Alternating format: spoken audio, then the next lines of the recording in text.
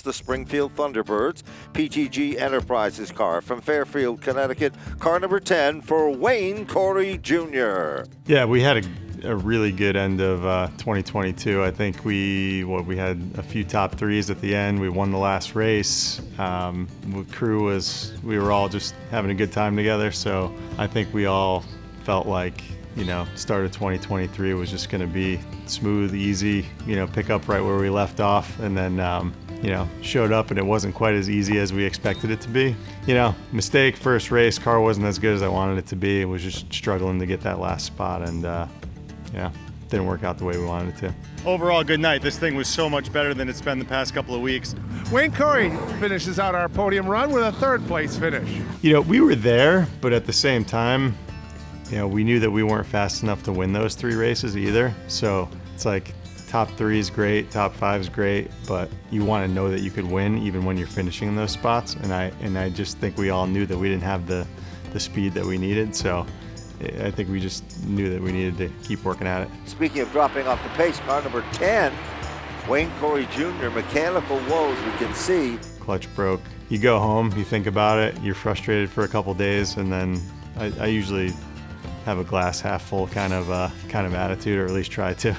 Most cars could win on any given week, and most cars had speed, and it was really just a matter of, track position was super important. Restarts are always super important, especially in this division, make or break, a race for you. So the competition was really stiff. For the second time this season, Tom Fern picks up the late model win as they crash from second on back. Coury and comes around, and Ray has nowhere to go. Now Butler drives to the inside, a heavy hit.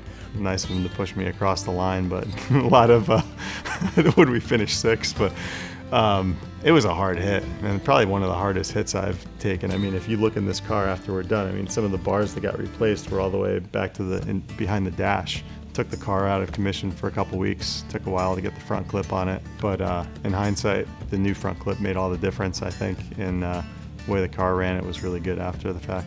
Red and white, number 10, off the turn, second leader in 2 laps. Will he be able to hold on?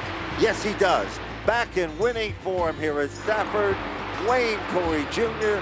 will take down the victory in the late model division. Oh man, we're back. We needed this. Yeah, that was big, huge for all of us, because you spend a lot of time working on these things, and a lot of people contribute, and it was nice to get the monkey off our back for sure. For whatever reason, I love racing in September.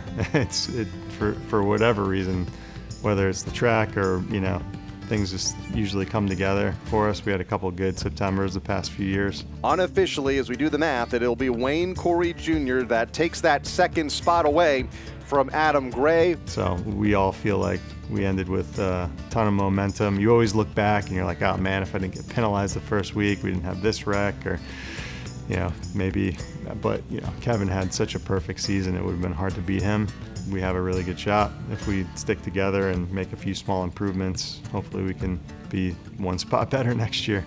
I'm just really encouraged. A lot of positives. It was really, you could have a couple bad weeks, still come back, finish second in points. It just gives you a lot of encouragement to know that if you just have a good, consistent year, put the work in, put the time in, and really have good people around you, that things will work out pretty well.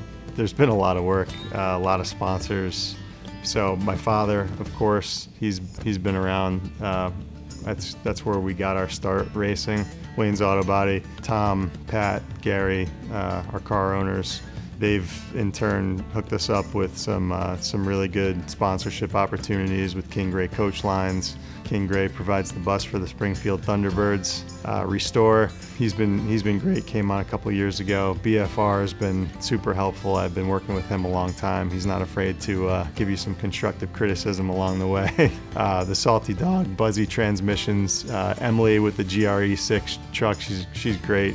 Whip Sporting Goods. The whole crew. It's just, you really can't do this by yourself. In fact, I know I couldn't do this by myself at this point, just between kids, family obligations. So my wife for sticking by me and letting me do this every week, my whole family. The track, all the track sponsors, pretty cool that Paradiso stuck with us over the years with the late model 50, you know, Napa, Sunoco Fuel, Manly iRacing, Flow Racing, the whole Root family. So really appreciate everything everyone does.